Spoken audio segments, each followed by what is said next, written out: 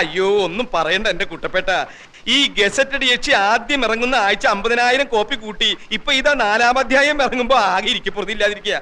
നാനാ ഭാഗത്തുനിന്ന് ഏജന്റുമാരുടെ കത്തും കമ്പിയും കൊണ്ട് ആഫീസ് നിറഞ്ഞിരിക്കുക. കോപ്പി പോരാന്ന് പറഞ്ഞോണ്ട്.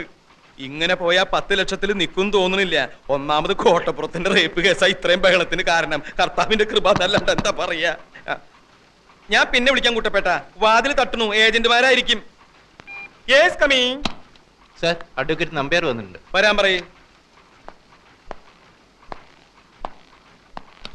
വരണം നമ്പ്യാർ, വരണം. ഇരിക്കണം. എന്താ ഇവിടെ കസേരയില്ലേ? ഉണ്ടല്ലോ, ഇരിക്കി. ഗസറ്റഡ് യക്ഷി എന്ന നോവലിലെ നായിക തഹസീൽദാരല്ല, മുനിസിപ്പൽ കമ്മീഷണറാണെന്ന് നിങ്ങൾ പറയുമായിരിക്കും. യഥാർത്ഥ സംഭവങ്ങളാണ് നോവലിൽ പറയുന്നതെന്ന് തെളിയിക്കാൻ ചിലപ്പോൾ എനിക്ക് കഴിഞ്ഞില്ലെന്നും വരും. പക്ഷേ റേപ്പ് കേസിലെ പ്രതിയും നോവലിസ്റ്റും ഒരാളായതുകൊണ്ട് സാമാന്യ ബുദ്ധിയുള്ള ഏതൊരു ജഡ്ജിക്കും അദ്ദേഹത്തിൻ്റെതായ നിഗമനങ്ങളിലെത്താനും നിങ്ങളുടെ ഈ സ്ഥാപനം പൂട്ടിക്കാനുള്ള തീരുമാനങ്ങൾ എടുക്കാനും കഴിഞ്ഞെന്ന് വരും. ഞാൻ താങ്കളോട് പൂർണ്ണമായി യോജിക്കുന്നു. പക്ഷേ ഇത് ഇന്ത്യ മഹാരാജ്യമായതുകൊണ്ടും എന്റെ കയ്യിൽ ആവശ്യത്തിലേറെ പണമുള്ളത് കൊണ്ടും വേണ്ടി വന്നാൽ സുപ്രീം കോടതി വരെ പോകാമെന്ന വിശ്വാസമുള്ളത് കൊണ്ടും താങ്കളുടെ ഭീഷണി ഈ മാമച്ചനോട് വേണ്ട എന്ന് പറയാൻ ഞാൻ ആഗ്രഹിക്കുന്നു. നിങ്ങളുടെ ഈ പീറ നോവലിസ്റ്റ് ഉണ്ടല്ലോ, അയാൾ ഒരു റേപ്പ് കേസിൽ ജാമ്യത്തിൽ ഇറങ്ങിയ ആളാണെന്നും ഈ കേസിലെ സ്പെഷ്യൽ പ്രോസിക്യൂട്ടറായി ഞാൻ വിചാരിച്ചാൽ പലവിധ വകുപ്പുകളിലായി അയാൾ എത്ര വർഷം വേണമെങ്കിലും അകത്താക്കാൻ സാധിക്കുമെന്നും ഓർമ്മിക്കുന്നത് നന്നായിരിക്കും. ഓർമ്മയുണ്ടല്ലോ. ഈ നോവൽ പ്രസിദ്ധീകരിച്ചില്ലെങ്കിലും നിങ്ങളും നിങ്ങളുടെ ആ അലബലാതി യക്ഷിയും അതിന് ശ്രമിക്കുമെന്നറിയാലോ. അപ്പോ എന്ത് പ്രത്യാഘാതവും നേരിടാൻ ഒരുക്കമാണെന്ന് അർത്ഥം. അതെ. ഒരു കോംപ്രമൈസും ഇല്ല. കോംപ്രമൈസ് ആയിരുന്നു ഉദ്ദേശമെങ്കിലും ഭീഷണിയുടെ ഭാഷ പുറത്തെടുത്ത എന്തിനാ? ഈ മാമച്ചൻ ഒരു പേടിത്തൂറിയാണെന്ന് വിചാരിച്ചു അല്ലേ? മീൻ കച്ചവടത്തിൽ തുടങ്ങിയതാ ഞാൻ എന്റെ ജീവിതം. പിന്നീട് റബ്ബർ എസ്റ്റേറ്റ് ആയി. റബ്ബറിന് വില കുറഞ്ഞപ്പോ ഞാൻ സാഹിത്യത്തിലേക്ക് കിടന്നു. എന്നോടോ? മിസ്റ്റർ, അവിവാഹിതയായ ഒരു ചെറുപ്പക്കാരി അപമാനിച്ചിട്ടല്ല നിങ്ങളുടെ വാരികയുടെ സർക്കുലേഷൻ കൂട്ടേണ്ടത്.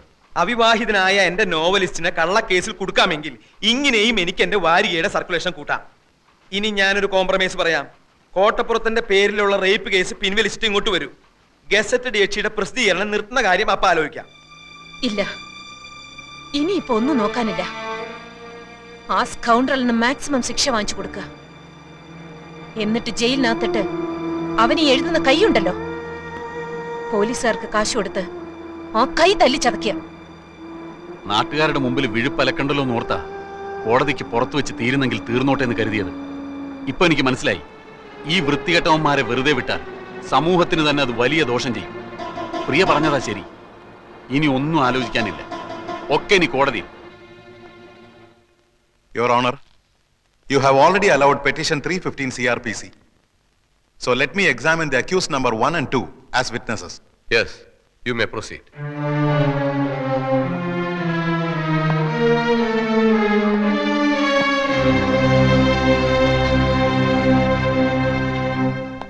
നിങ്ങളും രണ്ടാം പ്രതി രാമകൃഷ്ണനും അന്യായക്കാരുടെ വീട്ടിൽ എന്തിനു പോയി?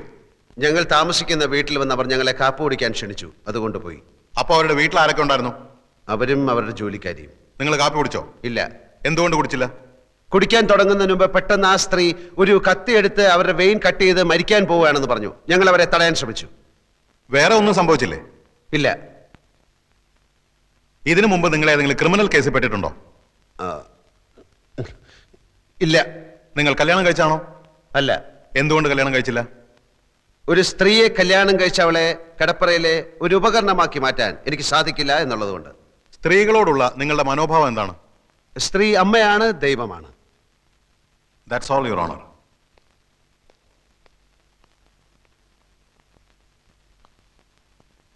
ദൈവത്തെ അപമാനിക്കലാണോ നിങ്ങളുടെ ജോലി? എന്റെ ജോലി കഥ എഴുത്താണ്. അല്പം മുമ്പ് നിങ്ങൾ പറഞ്ഞു സ്ത്രീ അമ്മയാണ്, ദൈവമാണെന്നൊക്കെ. അങ്ങനെ പറഞ്ഞ നിങ്ങൾ ഗസറ്റഡ് യക്ഷി എന്ന ആഭാസകരമായ ഒരു നോവൽ എഴുതി സ്ത്രീ വർഗത്തെ തന്നെ അപമാനിക്കാൻ ശ്രമിക്കുകയാണെന്ന് ഞാൻ പറഞ്ഞാൽ നിഷേധിക്കാൻ പറ്റുമോ? നോവലല്ല, ജീവിതം. ഓഹോ, സ്ത്രീയെക്കുറിച്ചുള്ള നിങ്ങളുടെ കാഴ്ചപ്പാടല്ലേ ആ നോവലിൽ എഴുതിയിരിക്കുന്നത്? അല്ല, ഈ ലോകത്ത് നല്ല സ്ത്രീകളും ചീത്ത സ്ത്രീകളുമുണ്ട്. നല്ല സ്ത്രീകളെ നായികമാരാക്കി ഞാൻ ധാരാളം നോവലുകൾ എഴുതിയിട്ടുണ്ട്. പക്ഷെ ഗസറ്റഡ് യക്ഷിയിലെ നായിക ഒരു വൃത്തികെട്ട സ്ത്രീയാണ് എന്ന് മാത്രം. അന്യായക്കാരിയോടുള്ള പക തീർക്കാനല്ലേ നിങ്ങൾ ആ നോവൽ എഴുതിയത്? കാശിന് വേണ്ടിയാണ് ഞാൻ നോവൽ എഴുതുന്നത്. ഗസറ്റഡ് യക്ഷിയിലെ നായികയുടെ ചിത്രത്തിന് അന്യായക്കാരിയുടെ മുഖം എങ്ങനെ വന്നു? അത് ചിത്രം വരച്ച ആളോട് ചോദിക്കണം. നിങ്ങൾ മദ്യപിക്കാറുണ്ടോ? അത്യാവശ്യം. ഇതുവരെ ഒരു കേസിലും പ്രതിയായിട്ടില്ല എന്ന് നിങ്ങൾ പറഞ്ഞു. മദ്യപിച്ച് അന്യായക്കാരിയുടെ വീട്ടിൽ കയറിയതിന് നിങ്ങളെ പോലീസ് അറസ്റ്റ് ചെയ്തിട്ടില്ലേ? രണ്ടാം പ്രതി രാമകൃഷ്ണന്റെ വീടാണെന്ന് കരുതിയാണ് ഞാൻ ആ വീട്ടിൽ കയറിയത്. എന്ത് കരുതി എന്നുള്ളതല്ല, നിങ്ങളെ പോലീസ് അറസ്റ്റ് ചെയ്തോ ഇല്ലയോ? പോലീസ് അറസ്റ്റ് ചെയ്തില്ല, എന്നെ കൂട്ടിക്കൊണ്ടുപോയി. SIക്ക് സത്യം ബോധ്യമായപ്പോ എന്നെ വെറുതെ വിട്ടു. ഈ സ്ത്രീകൾ തനിച്ച് താമസിക്കുന്ന വീട്ടിൽ കയറി ബ്രേക്ക്ഫാസ്റ്റ് കഴിക്കലാണോ നിങ്ങളുടെ ജോലി? ബ്രേക്ക്ഫാസ്റ്റ് കഴിക്കാൻ തോന്നുമ്പോൾ ആ വീട്ടിൽ സ്ത്രീകൾ തനിച്ചാണോ സംഘം ചേർന്നാണോ താമസിക്കുന്നത് എന്ന് ഞാൻ നോക്കാറില്ല. ഏത് സ്ത്രീ വിളിച്ചാലും നിങ്ങൾ ബ്രേക്ക്ഫാസ്റ്റ് കഴിക്കാൻ പോവോ? ബ്രേക്ക്ഫാസ്റ്റ് മാത്രമല്ല, ലഞ്ചും സപ്പറും ഒക്കെ കഴിക്കാൻ പോകും. വർഷങ്ങളായി മനസ്സിൽ കൊണ്ടു നടന്ന അന്യായക്കാരിയോടുള്ള പക തീർക്കാൻ വേണ്ടിയാണ് നിങ്ങൾ അവരെ മാനഭംഗം ചെയ്യാൻ ശ്രമിച്ചതെന്ന് ഞാൻ പറഞ്ഞാൽ നിഷേധിക്കാൻ കഴിയൂ? കഴിയും. ഞാൻ ഈ സ്ത്രീയെ ആദ്യമായി കാണുന്നത് തന്നെ ഏതാനും ദിവസങ്ങൾക്ക് മുൻപാണ്. ഓഹോ, സ്ത്രീയെ കിടപ്പറയിൽ വെറും ഒരു ഉപകരണമാക്കി മാറ്റാൻ സാധിക്കാത്തതുകൊണ്ടാണ് നിങ്ങൾ കല്യാണം കഴിക്കാത്തതെന്ന് ഇവിടെ പറഞ്ഞു. അതെ. നിങ്ങളുടെ അച്ഛന്റെ പേര് കൃഷ്ണമേനോൻ. അതെ. അമ്മ ലക്ഷ്മിക്കുട്ടി അമ്മ. അതെ. ഇതാരുടെ കല്യാണക്കത്താണ്? ഇതാരുടെ കല്യാണക്കത്താണെന്നാ ചോദിച്ചത്. പറയൂ. എന്റെ കല്യാണക്കത്താണ്. എന്ന് വെച്ചാൽ സ്ത്രീയെ കിടപ്പറയിലെ ഉപകരണമാക്കി മാറ്റാൻ ഇഷ്ടമില്ലാത്ത നിങ്ങളുടെ വിവാഹ ക്ഷണപത്രം. നിങ്ങളുടെ ഭാര്യ ഇപ്പൊ എവിടെ?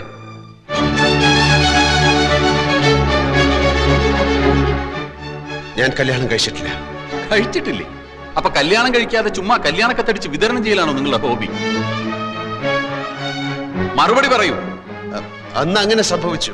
എന്താണ് സംഭവിച്ചതെന്ന് ഞാൻ പറയാം. കല്യാണം ഉറപ്പിച്ചു, കല്യാണക്കത്തടിച്ചു, ആളുകളെ ക്ഷണിച്ചു. കല്യാണ തീയതി അടുത്തപ്പോഴാണ് വധു അറിയുന്നത് നിങ്ങൾ ഒരു ആഭാസനാണ്. അങ്ങനെ ആ പെൺകുട്ടി കല്യാണത്തിന് വിസമ്മതിച്ചു. അതല്ലേ സത്യം? അല്ല. ആണെന്ന് ഞാൻ പറയുന്നു. അന്നു മുതൽ ആ പെൺകുട്ടിയോട് നിങ്ങൾക്ക് തീർത്താൽ തീരാത്ത പകയായി. അന്നത്തെ ആ പെൺകുട്ടിയാണ് ഈ കേസിലെ അന്യായക്കാരി പ്രിയദർശിനി എന്ന് ഞാൻ പറഞ്ഞാൽ നിങ്ങൾക്ക് നിഷേധിക്കാൻ കഴിയും?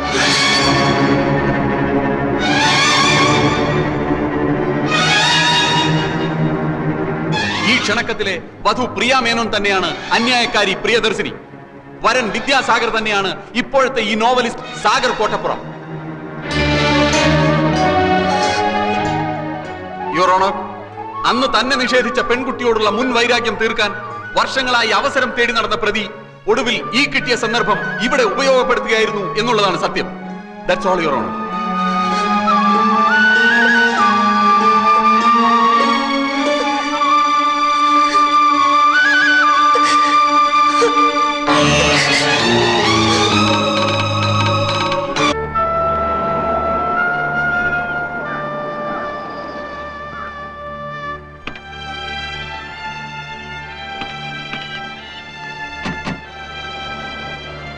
കല്യാണക്കത്തും പൊക്കിപ്പിടിച്ചുള്ള വക്കീലിന്റെ ചോദ്യങ്ങൾ, അന്തം വിടുന്ന നായകൻ ഒരു വശത്ത്, ഞെട്ടിത്തരിക്കുന്ന നായിക മറുവശത്ത്.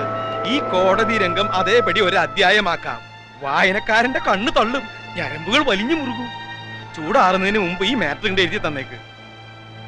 അതിരിക്കട്ടെ, കല്യാണക്കത്തടിച്ചു, കല്യാണം നടന്നില്ല. അതെന്താ കാരണം? അത് പോട്ടെ. 5-6 വർഷത്തിനിടയിൽ വീണ്ടും കണ്ടുമുട്ടിയപ്പോൾ നായകൻ നായികയെ തിരിച്ചറിഞ്ഞില്ല, നായിക നായകനെയും തിരിച്ചറിഞ്ഞില്ല. ഈ സിനിമയിലും നോവലിലും ഒക്കെ പഴയ കാലം മറന്നു പോണ ഒരു രോഗമുണ്ടല്ലോ. എന്താ അതിന്റെ പേര്? അമ്ലേഷ്യം അല്ലേ? രണ്ടാൾക്കും അമ്ലേഷ്യം പിടിപെട്ടതാണോ? എന്തെങ്കിലും ഒന്ന് പറ എന്റെ കോട്ടപ്പുറം.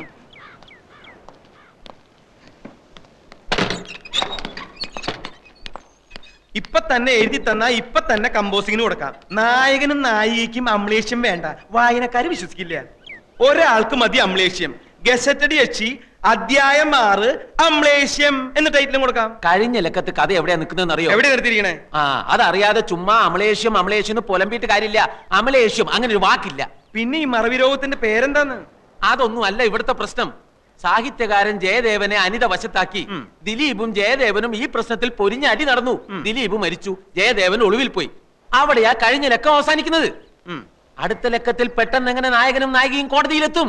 നായകനെ പോലീസ് പിടിക്കട്ടെ. എന്നിട്ട് നായകൻ പോലീസിനോട് പറയുന്നു നായികയുടെ പ്രേരണ മൂലമാണ് താൻ ദിലീപിനെ കൊന്നതെന്ന്. അപ്പൊ നായികയും പോലീസ് പിടിക്കും. അങ്ങനെ നായകനും നായികയും കോടതിയിൽ മുഖാമുഖം നിൽക്കും. വക്കീൽ ചോദ്യങ്ങൾ ചോദിക്കും.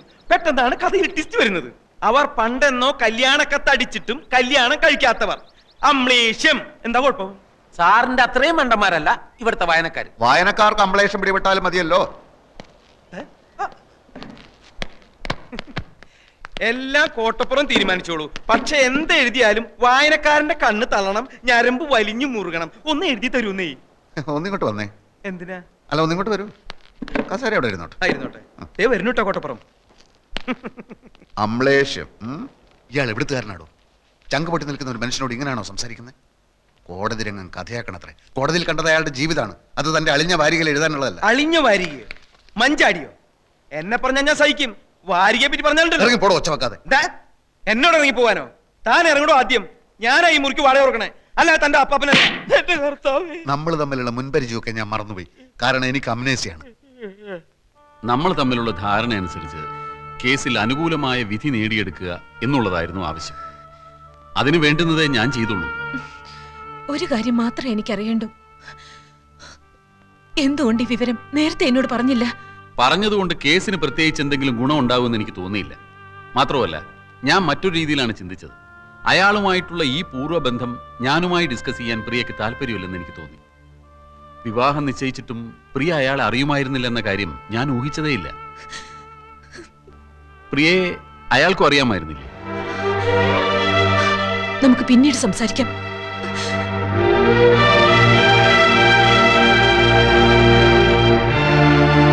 സർ, ഇനി ഈ കേസ് പ്രൊസീഡ് ചെയ്യാൻ എനിക്ക് താല്പര്യമില്ല.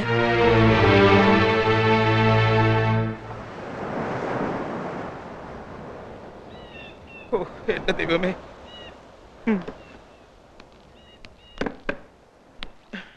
അതേ കിടപ്പ് തന്നെ. എഴുതാനുള്ള ഒരു നീക്കവും കാണുന്നില്ല. എന്നെ വേണമെങ്കിൽ ഒന്നുകൂടി തല്ലിക്കോ. എന്റെ സങ്കടം ഞാൻ പിന്നെ ആരോടാ പറയാ? എഴുന്നേൽക്ക കുടിക്കുക കെടുക്കുക, എഴുന്നേൽക്ക കുടിക്കുക കെടുക്കുക. സ്കോച്ച് വേണമെന്ന് പറഞ്ഞപ്പോ അതും വാങ്ങിച്ചു കൊടുത്തു. രൂപ എത്രയാ പൊടിച്ചത്? തഹസിൽദാർ സാറിന് അറിയോ? ഈ നാട്ടിൽ വേറെ എഴുത്തുകാരില്ലഞ്ഞിട്ടല്ല. MT വാസുദേവൻ നായർ മഞ്ചാടിക്ക് ഒരു നോവൽ എഴുതി തരാന്ന് പറഞ്ഞിട്ട്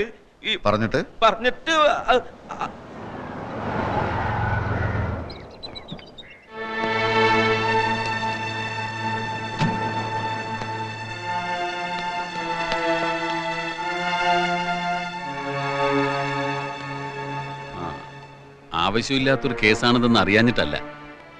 പക്ഷെ ഒരു അഡ്വക്കേറ്റിന്റെ കടമ അയാളുടെ കക്ഷിയുടെ ഭാഗത്ത് നിൽക്കുക എന്നുള്ളതാണ്.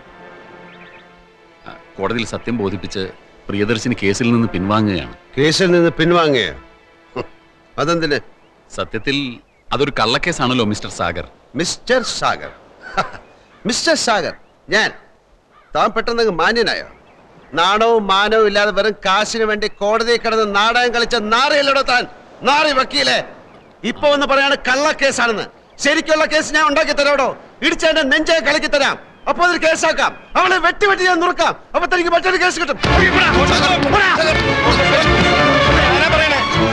അവളോട് പറഞ്ഞേക്ക്, ഏത് കേസ് പിൻവലിച്ചാലും എന്റെ കണ്ണീരിന്റെ കണക്ക് തീർക്കാതെ അവളെ ഞാൻ വിടില്ലെന്ന്.